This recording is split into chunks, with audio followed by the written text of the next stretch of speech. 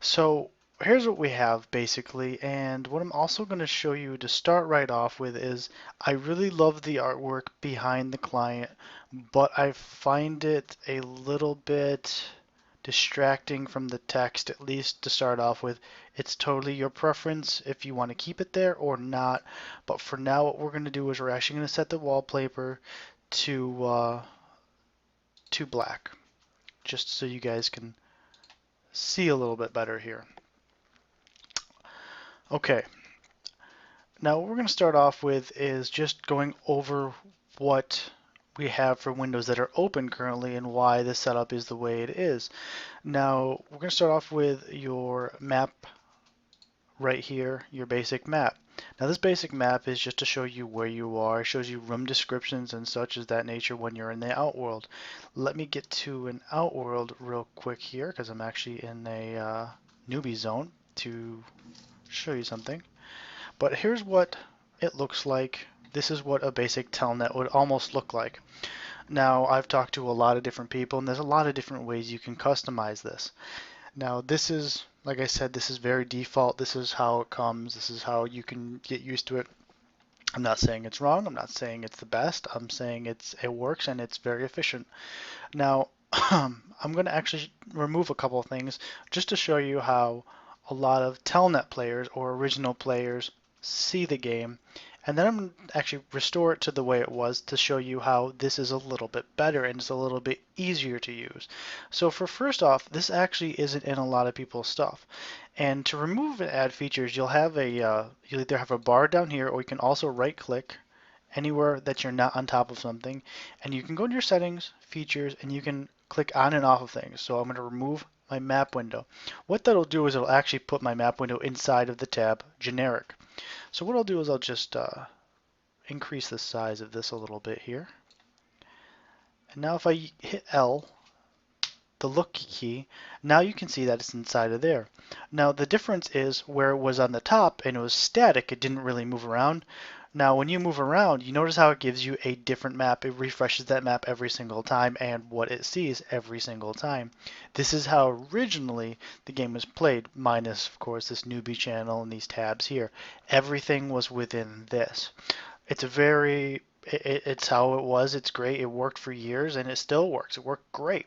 Keeps all the information in the same line, and it works from a very basic standpoint. Now, if we go back to having that there, what I want to show you is go back to settings, features, and we will bring back up the map window. Is when we're walking around and we want to do something, say we want to let's see here. We'll go in here. We'll go into gates. Now we have a room description or something like that. We leave here. We have the map. We still have that room description and it doesn't push all of this text out of the way. So it's really nice for having more information on the screen, having multiple windows. Now, not everybody likes that. To all their own. That's very fine. I don't mind. It's cool. But just as a basic setup, I would believe you'd keep this pretty natural. So that's a feature. This is a feature. This feature here is the generic window. You have your tabs. Tabs are something that are a very, very nice feature as well, because you can actually take this tab, you can go inside of it and you right click on generic or any tab, and you can actually add channels to that. Now your channels are anything like from party say, which would be party, sales, newbie, any of the channels that you are subscribed to via the channel command, you can view through right-clicking and adding them into your generic tells or whatever you want. Now that's another big thing I wanted to bring up is you'll see over here you have a newbie tab. Now this is actually a separate window. You'll see that it's broken away. It's not actually part of this. Now having this over here is great because you'll be over here killing a mob, walking around, talking to your friends, beating up time at. You'll be doing something wonderful, and you'll need that other information that might be in the newbie channel or might be in the sales channel or the wanted or your team channel or your secret society, anything, guild. It'll be in there and it won't be scrolled past because of battle text, because of anything of that nature. So that's another real nice feature of having something like this. Now to have something broken away, you have the newbie channel that's already naturally there, and you can build off of it, but say that gets closed and you want to create a new one. Now you're going to go to any open one you have here, and you'll go to here and you'll say just create a new tab. Now you can take that new tab, click on it, right click again, and click detach. And there you go. You have that new channel. And then you can rename the channel to Newbie again or Fool's Wonderful House of Love, whatever you want to name it. And by right here, Fool's House of Love. All right. And now you get Fool's House of Love. You can sit there and you can add any channels you want. So we'll add a channel in here. We'll add Newbie. Now you'll notice nothing comes up right away because what it does, it populates as things are added in. So we'll type in newbie hi world, and now you see it populates over here. So you'll know you'll have multiple channels, and you can separate channels from here to here. You can remove channels off of here. So if you say you don't want sales on here and you want it over here, you can have it over here. This is another wonderful feature. Again, it's all about getting the information where you need it when you need it. So we're going to pretend this was never really changed and this is the newbie thing. Now a feature that I really want to bring up that is one of the major features that isn't actually showcased by the default pattern is you go under settings, features, and it's called realm map window. Now this is something that I really I'm hoping to in future installments, future snapshots of the client have it automatically out, because this is one of the biggest wealth of knowledges in the game. When you start off, you're going to be in the newbie village. You're going to be in an area that doesn't have an outworld map, which means this right here. It's going to have full descriptions of rooms, just like if you're in a room, you look around, you'll see it, but you're not going to have a map of a room. You're not going to have a map of a bunch of rooms. You're going to see the room, go to the next room, open the door, go to a different direction, etc. And that's why you have descriptions. But when you go outdoors, you can have a big map because there's a lot of different things in an open world environment. And that's what this realm map really shows. Yeah, like Clay Play is actually mentioning in the chat, he uses the realm map for most things, and the realm map's wonderful. And I think it came originally around from we actually had big ANSI maps. So you'd go to a web page, and you'd have this big map, and you kind of have to figure out where you are by this little picture of what you see, and kind of figuring out where you are by, you know, just kind of knowing, and it was as nice as this, because what's wonderful about this map is you move around and it'll actually update where you are on that map to where you are. Now these are really basic things I'm going over here, but I just want to preface before we really get into customizing it and making it your own and making it efficient. So anyway, the realm map is wonderful for a bunch of different reasons.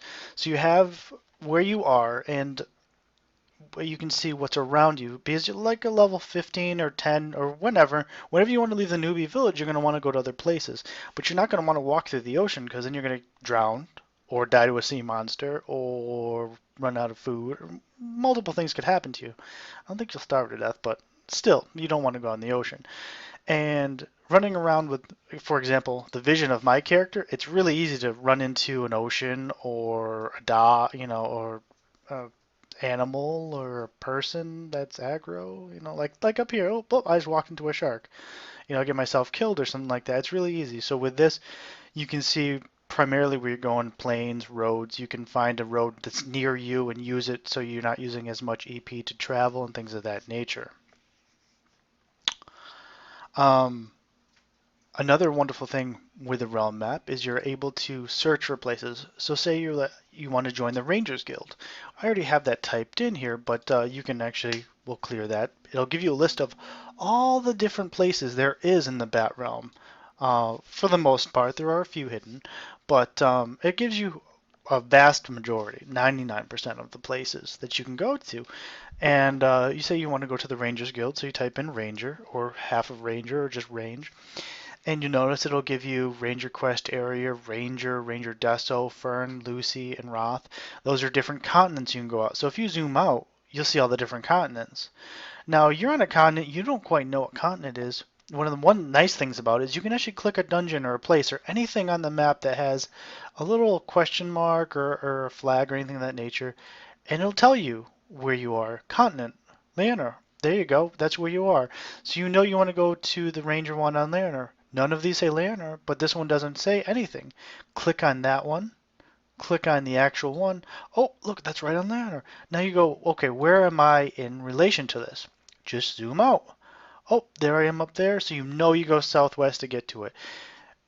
It's such a huge feature, and I've played a good amount of MUDs, and I have never seen a MUD with it in here. Nothing with one that live updates. That's not somebody's, cobbled together, lucky it works thing. This is a really, really great feature, and it's the first thing you should enable, I believe. All right, so we know we can get around places. We know we can customize what we see, where we see it. Now let's talk about a little bit of the text that's going to be scrolling by you as you attack something or are attacked. We're going to go back into the petting zoo here, and we're going to attack an unsuspecting little lamb. K-lamb. All right, now you have all of that text that's scrolling by here now. So everything that was on the floor, the description of the room, that's all going by now because you're getting your description of the fight. Now I happen to beat it up, and now I'm cutting into pieces. But what if you want to keep that information, just like we were talking before, where you can see it easily? Well, there's actually a feature. If you go into feature, there's called a battle window. Now the battle window just shows your battle rounds and whether or not you've been attacked, if you're attacking, things of that nature, the damage you're taking, the rounds, and things of that nature.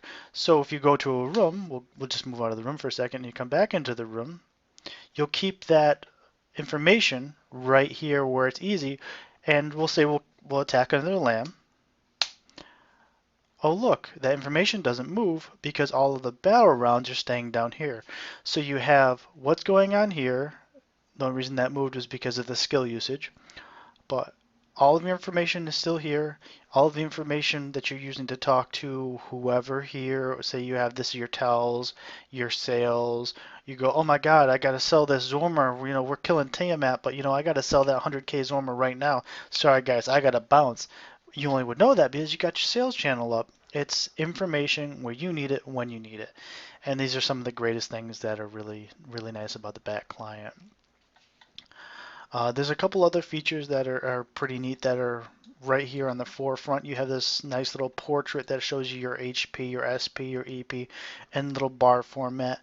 We did have a question from a Rift Walker asking if we could maybe get something like that for pets or Rift Walkers or excuse me, entities.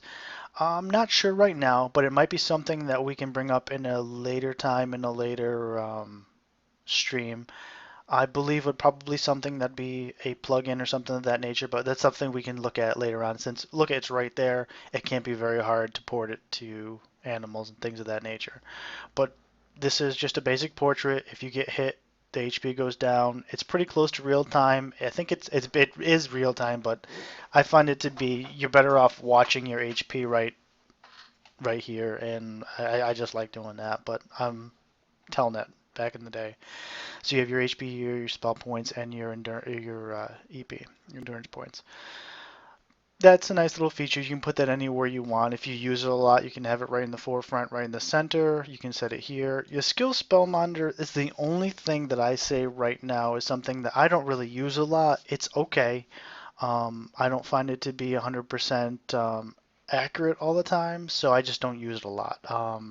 I don't know how to actually get rid of it, so I usually just kind of stick it somewhere I'm not looking in the corner. But then we have this wonderful thing that's invisible here that says zero effects. Now, say you were working with a Tarmalin or a Druid or a Psionicist or anybody who can put any type of buff or say not a buff on you.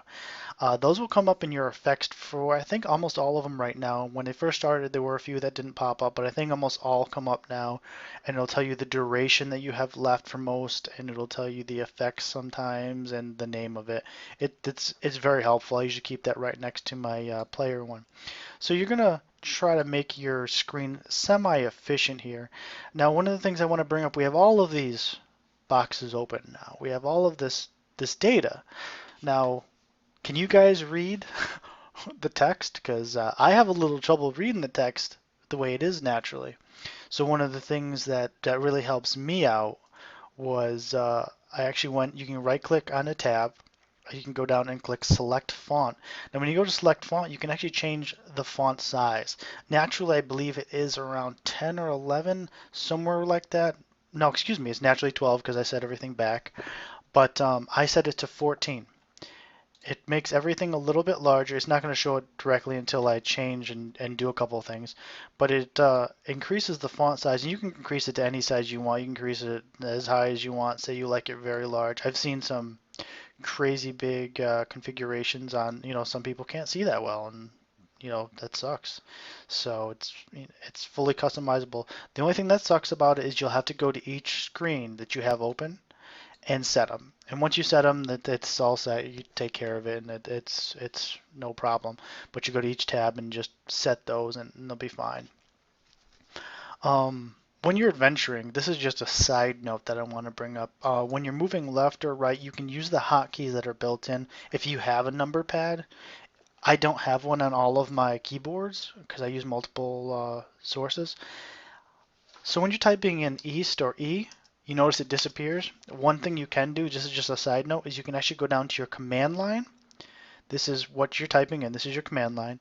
And have it so select all on enter. This makes life a little bit easier because say you want to go east or west, east or west. See how it highlights it there and keeps it there? It's really nice because you keep hitting enter and enter and enter and enter, so you don't have to keep doing that. But anyway, that's just a cool little side note. So we're talking about keybinds there. We're going to click on Settings, Key Bindings, and this is a list of naturally keybound items. This is really nice because it allows you to use any key on the keyboard pretty much for your actions, for anything you pretty much want to make them set to. This is a really big one, boss switch. That's a fun one because if you hit that key combination, it actually changes the pad. So for you naughty gamers at work, it's oh shit button. But anyways, fully customizable. You can set your number pad for your northwest, northwest, all that changes of that nature. You can set these action buttons right here to say you want uh, uh, cure light wounds, cure serious wounds. You can set all those, whatever you want there. This is just the basic, everything that's already keybound, and it can all be changed. That's a fun little feature. Another one I want to go over was the party window. I don't have one up here, but when you go into a party, let me create a party right now.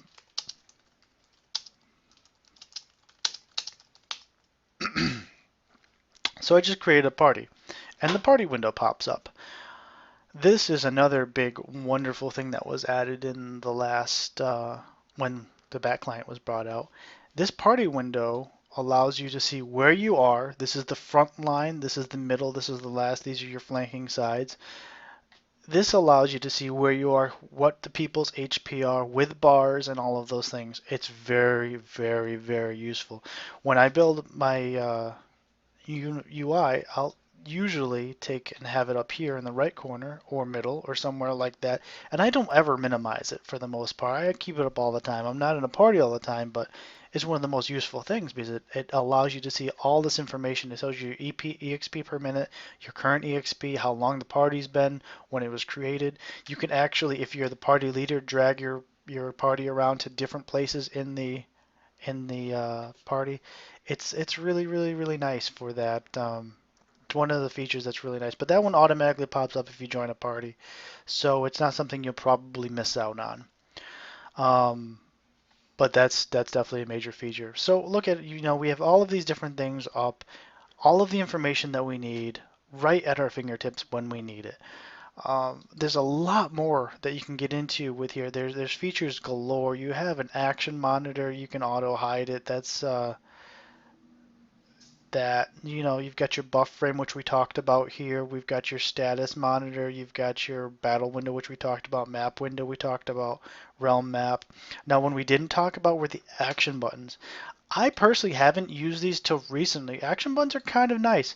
I actually started using them for my bury actions, for my rip actions, which is when you kill something, what you do with it. So say I want to butcher it, I'll click butcher, and it'll set my new kill action to butcher. Now butch is actually a command, and what I did is I right click this, and it'll give you this nice little user interface.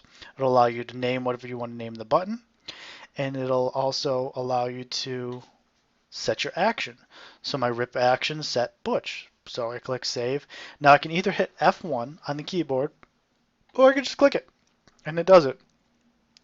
It has predefined ones. I covered over a few of them right here, but they've got, like the map one, skills, spells, all of that nice stuff. It's a pretty useful little thing. I didn't use it a lot till recently, and I'm actually starting to enjoy the feature. A lot of the features, they don't really have very many redundant, useless features in the client, so that's really, really good. But that's definitely one you want to check out.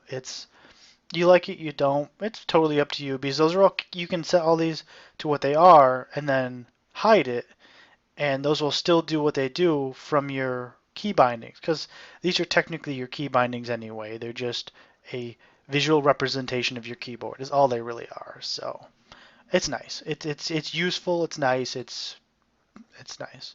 So you go back into our features again. I'm pretty sure we went over most of the stuff. The party OOF window is if somebody moves out of your party, it just shows you that they're out of the party. It'll pop up automatically.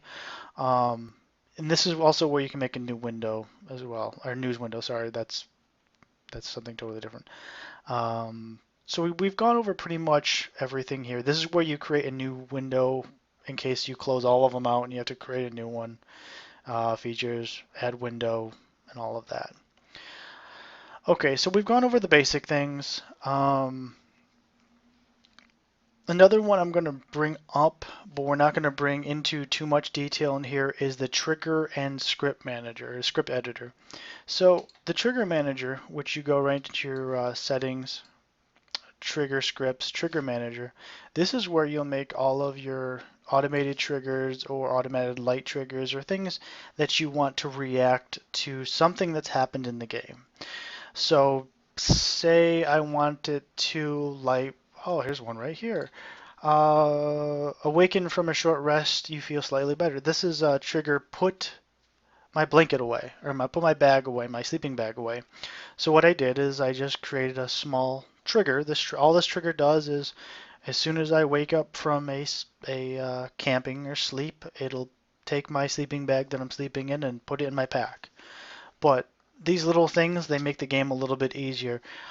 Trigger making isn't extremely hard. Advanced triggers are. They can be a pain in the butt, but there's a lot of other resources out there to explain how to do it. And I will do another show on triggers and some other stuff. But it's there. It's wonderful. It's a fully in-depth trigger maker. It's very, very it's pretty intuitive. It really is. Because, you look at this one. I just named it whatever. It doesn't matter what you name it. The trigger body. The body is what causes the trigger to go off. All I'm having to do is, when I wake up, it says you're waking from your rest and you feel slightly better. It'll say that on my screen. So I go, oh, when it says this, do this, the trigger action. Put sleep bag in Stego pack. There you go. Boom. It'll just do it. You save it, close it out, and there you go. You have a trigger. Again, they're a lot more advanced. There's a lot of features and a lot of customization that you can do with this client, and I hope what I've gone over helped you. I hope I'm not too long-winded. I hope I don't talk too fast. But there's features galore. From just this little one right down here that tells you your milliseconds for your latency, to your switch between full screen and not full screen, your time, your network for opening your login screen, high port encryption. There's a lot of stuff built in.